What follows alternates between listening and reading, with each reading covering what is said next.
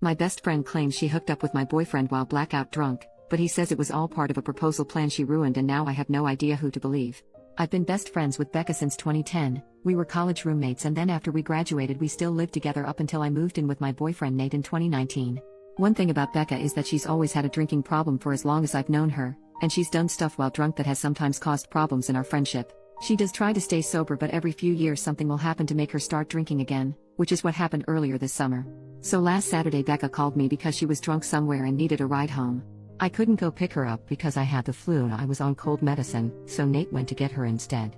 A couple of days after that I started noticing that Nate was being weird with his phone. Normally he leaves it out on the coffee table if we're watching TV or whatever, but he started putting it face down so I couldn't see what notifications he was getting. My first thought was that he was trying to plan a surprise and because of the timing, I thought that maybe Becca was helping him. Yesterday I saw Becca and I told her that Nate was being sneaky all of a sudden, and I asked her if he said anything about maybe proposing soon. She asked me if I looked through his phone and I said no. Becca started crying and told me that she and Nate hooked up in his car the night that he came to pick her up. Her excuse was that she was really drunk and didn't fully know what she was doing. She said she'd been texting him since, telling him that he needed to tell me what happened or else she was going to. I asked Becca to show me the texts but they were all in the app Signal which deletes messages after a day, so all I could see was that she and Nate had a chat thread but nothing that they said. I told her to text Nate in front of me so I could see what he said and she did, but we got no read receipt and so no response at all so it didn't prove anything. I asked Becca if she was sure she wasn't so drunk that she maybe imagined it or thought a dream was real, and she absolutely lost her crap on me and said that she knows that she's horrible when she drinks but that she's not freaking delusional and she doesn't make shit up. She said that I could believe her or not and it's my choice but she was telling me the truth. I said I needed to go home and talk to Nate. So when I got home I confronted Nate with what Becca had said, and he acted shocked and denied that anything like that had happened at all and said he didn't know why she'd think so or say so.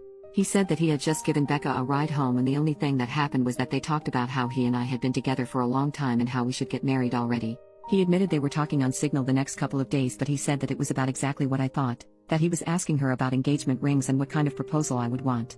Nate replied to Becca's message from before asking her if she made up a story about them hooking up to not ruin the surprise about his proposal, and she texted him back that there was no proposal and to stop playing dumb. So then Nate called her pretending like I wasn't in the room and told her that she needed to stop whatever she was trying to do, because we were on the verge of breaking up and he'd rather just have the surprise be ruined, but Becca just kept telling Nate to stop lying until he got angry and hung up on her. I really didn't know what to think and I still don't. Right now Nate is really upset and not really talking to me much. He says that it's bad enough that Becca acted insane and ruined his plan to propose, but it's even worse that I believed her lies even a little and would think that he would ever cheat on me. Becca texted me saying she was sorry but otherwise I haven't talked to her either. I don't want to think that Nate would cheat on me or that he'd take advantage of Becca if she was that drunk, but I feel like I can't be 100% sure because I've known Becca for 13 years, and I also just can't believe that she'd lie to me about something this important. And I know that she does have a drinking problem so I can believe that she'd sleep with my boyfriend if she was drunk out of her head. She's done some pretty awful things in the past when she's been drunk. I don't want to wrongly accuse Nate of something he didn't do, but I don't want to be an idiot either. Relevant comments. Someone asks what OP wants help with. Sleuthing ideas. Who is more believable? Revenge, etc. OP. I think what I initially wanted was just a sounding board for who sounded more believable. But someone gave me the tip that you actually can recover messages from Signal, so when I have a chance later tonight I'm going to try to do that to see if I can get some actual proof of what happened. But so far I haven't talked to anyone else about this though. I really just don't want to spread around what did or didn't happen to the rest of my friends or family without actually knowing for sure. Commenter number 2. What else has Becca done to you while drunk? OP. So in the past when she's been drunk, Becca's blacked out and started fights with me or other people. She'll say really out of line insulting things. She's kicked people out of our apartment because she didn't remember inviting them in. She's accused me of stealing clothes from her because I was wearing an outfit that looked like something that she also owned, that kind of thing. She's never hooked up with anyone that I was dating but she's definitely hooked up with guys that she knew I was interested in. Commenter number 3. Who has the greater motivation to lie here, Nate or Becca? OP. Becca did have a big problem with Nate when we first got together, and she was really upset when I moved out of our apartment to move in with him. I could see her still being angry about it or still not liking him but just not saying anything. From what Nate said they weren't making the plans on Saturday, but Becca brought up that it's been 7 years and asked why we're not married yet, and then the day after he asked her about rings. Commenter number 4. What is her reason for not liking him? OP. So at the time she was in one of her longest stretches of being sober and she said that I was abandoning her for some guy when she needed my support the most. And then when I moved out, she tried to make it out like she wouldn't be able to stay sober without me living with her, and Nate basically had to step in and point out that she couldn't stay sober anyway so to stop guilting me. Commenter then said, it's possible she blames you for her current drinking and Nate saying he wants to propose triggered her anger for some reason. OP. Everything you say here makes sense to me. Becca has said stuff like this in the past, not specifically about Nate, but sometimes when she starts drinking again she acts like it's unfair that I'm not getting dragged down with her or doing more to help her, and I think on some level she might still think it's his fault that I moved out and don't keep as close an eye on her as I did back when we lived together. I don't know if she'd really go as far as to lie about something like this just for that reason. I really hope she wouldn't, but I could completely believe that she feels like this. Update 2 days later. So on Thursday night, after I got everyone's advice, I told Nate that I had found out a way to recover deleted messages from Signal. He immediately took out his phone and opened the app and asked me to show him how to do it, so I already thought that must mean he was telling me the truth because he didn't panic or hesitate at all, right? Which was good because when I tried to download Signal on my old phone it turned out that it's too old to support the current version of the app, so it wouldn't work. Nate then asked me if we were going to have to go out and buy a new phone for me to believe that he was telling me the truth, and he said that he was willing to do it if that's what it would take. I told Nate it wasn't that I didn't believe him, I just wanted to have some proof because I just couldn't understand why Becca would lie about it.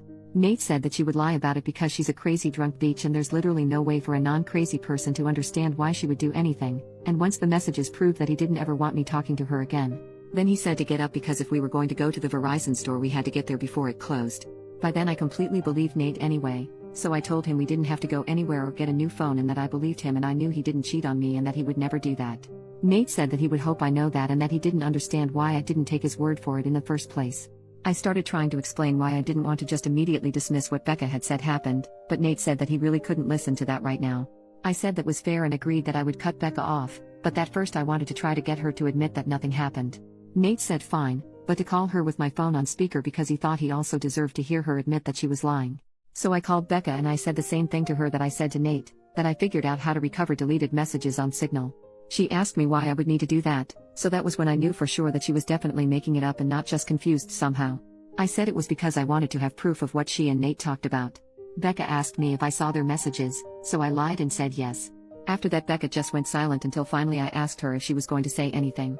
Then she asked me if that meant that we were engaged now. So then I really just lost it on her and screamed at her asking her if she was freaking serious and what the heck was wrong with her and how could that possibly be all that she had to say. Becca started screaming back telling me to freaking calm down and about how obviously I never believed her anyway because it's not like we broke up over it. I was crying by that point and because of that I couldn't really say anything else, so then Nate told Becca to go screw herself and to never ever contact either one of us ever again and hung up on her. A minute later Becca sent me a completely unhinged text that I'm quoting here verbatim, apart from changed names. Courtney. You are supposed to be my friend for life. You are supposed to be there for me. You are supposed to be my person. But then you meet Nate and now you only care about Nate. Everything is about Nate. Tell me why Nate comes to pick me up when I call you? I called you not your precious freaking Nate. I only want you to see how screwed up this is, but do you? No. Of course you don't. Of course you choose Nate over me like you always do and like you always will. You pretend to care about me but I can see you don't care. It is pathetic, Courtney. You are a pathetic woman who would choose a man over a friend. But since you can't say it yourself I will. Since you have to have your sweet perfect little baby Nate do it for you I will. Goodbye, Courtney. Is that what you want? Goodbye forever. I hope you freaking got what you freaking want. There were the 3 dots after that showing she was still typing more, but I blocked her before she sent it. I don't care about anything else that she has to say. I'm sure it's all just going to be more bullcrap about why this is my fault or justifications about why what she did wasn't that bad and I should forgive her. I know Nate is probably right and there's no non-crazy logic behind why Becca would stoop to doing something like this, but obviously I've still been thinking about it and my best guess is that whoever said that Becca still blames me and Nate, apparently mostly Nate, for her being a drunk mess who can't get her life together is right. It seems like she somehow thought that if she said she hooked up with Nate, I'd break up with him but still want to be friends with her and then everything would magically be fixed. As far as stuff with Nate, I asked him if he thought he could ever forgive me for doubting him and he said that since I came to my senses and I cut Becca off he guesses we can try to put it behind us. I don't think he's still going to propose anytime soon. After this I probably wouldn't if I was him. And from what Nate said he didn't actually do any planning yet other than asking Becca about rings and if I'd think a public proposal was tacky or not. All he was doing so far was trying to get ideas without me knowing he was talking to her about it. So just based on that I think probably it's not going to happen for a while if it still does at all.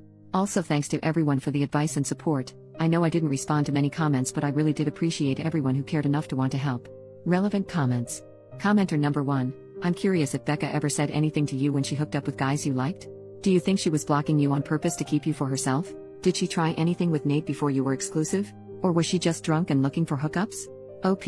I don't think she ever put enough thought into those hookups to be malicious like that. She was just inconsiderate and would go after whoever. Commenter number 2. Did you ever confront her or just let it go? More than one time seems like a pattern. OP. We definitely got into arguments about it at the time, but it was mostly just kind of college bull crap and not really an actual confrontation about why she kept doing it, I guess. One last thought from OP. I'm sure she won't just go away. I'm already expecting her to try to get our other friends to get in the middle of everything as soon as she figures out she's actually blocked and I'm not just ignoring her. I hope she won't try to do anything else, but I guess at this point I really can't know with her. I'm hoping things are okay with Nate. I think in a while they will be. New update 11.5 months later. I haven't logged into this account for about a year, but I got a few messages asking for an update, so here it is. It turned out that whatever was going on with Becca that caused her to make false accusations about Nate was the beginning of some kind of a psychotic break. After I blocked her, she made a whole bunch of fake accounts and started sending me completely unhinged crap about how I ruined her life and threatening to get revenge on me and Nate. This went on for literally months, with her sending me dozens of messages a day. I found out from other friends that she was making multiple posts on Facebook every day that were semi-coherent rants about how much she hated me and how I was evil and ruined her life intentionally. I tried to talk to the police 2 different times to get a restraining order because I was afraid that Becca was going to show up at our apartment and attack me or Nate. I literally even got a front door camera because I was so scared that she was going to hurt us. The police said that because Becca wasn't threatening actual violence, she was just a nuisance and they couldn't do anything. They acted like I was an idiot because it isn't illegal to talk crap on Facebook, and they basically told me to just keep blocking her whenever she made a new account and eventually she'd get bored and move on. Then finally there was an incident where someone broke the windshield of Nate's car while he was parked at his work. I guess it could have just been a random act of vandalism because his wasn't the only car that got windows broken, but at the time I was 100% sure it was Becca, so I went to the police again. Eventually an officer went to talk to Becca, and she said she didn't touch Nate's car, and again I have no proof that she did. But after the police talked to her, Becca got put into a psych ward for a week because apparently her apartment was filthy and she was drunk out of her mind 24/7 and a danger to herself. I have not heard anything from Becca after she left the psych ward. I don't know if she was diagnosed with something or if she's medicated now or what. I found out that she moved in with her dad, who thank God lives in a different state. I look at her social media every so often to make sure she's not posting about me again and that she's nowhere around me. I haven't mentioned Nate much in this update, and that's because we're no longer together. He broke up with me after the windshield incident because he couldn't handle being constantly harassed by Becca, and to be honest I don't think he ever forgave me for not taking his side immediately when everything started. It really hurt, but I can't blame him. I tried to talk to him about fixing things between us after Becca was gone, but he just wasn't interested. So that's that. Life goes on, I guess.